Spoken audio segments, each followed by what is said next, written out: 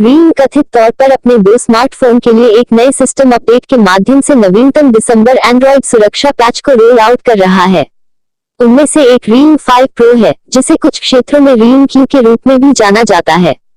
दूसरा डिवाइस हाल ही में जारी Realme X2 Pro है। अपडेट दोनों फोन के लिए डार्क मोड के लिए एक टॉगल भी जोड़ता है।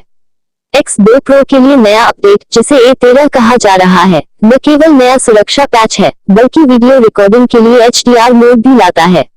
ओवर एक्सपोजिंग फोटो समस्या जो पहले बताई गई थी, अब स्पष्ट रूप से हल हो गई है। एक अन्य विशेषता उपयोगकर्ताओं को मुख्य होम स्क्रीन पर लौटने की अनुमति देती है जब वे हाल ही के कार्य पृष्ठ पर एक खाली जगह पर क्लिक करते हैं। एक रिपोर्ट में कहा गया है कि WeChat ऐप कॉल क्वालिटी को भी ऑप्टिमाइज किया गया है।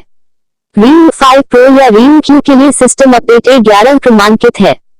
ब्लैक स्पॉट समस्या को ठीक करने के लिए अपडेट को एक नया एल्गोरिदम लाइब्रेरी मिला है, जो अंधेरे में सेल्फी कैमरे के साथ फोटो क्लिक करते समय हुआ। Realme X2 Pro की तरह हाल ही के कार्य पृष्ठ में रिक्त स्थान पर टैप करने से उपयोगकर्ता होम स्क्रीन पर वापस आ जाएगा और वीडियो रिकॉर्डिंग को HDR विकल्प मिलेगा। इसके अलावा यूजर इनकमिंग कॉल के लिए कैमरा फ्लैश को लाइट अप करने के लिए भी सेट कर सकते हैं। realme.com पर जाकर अपडेट करो।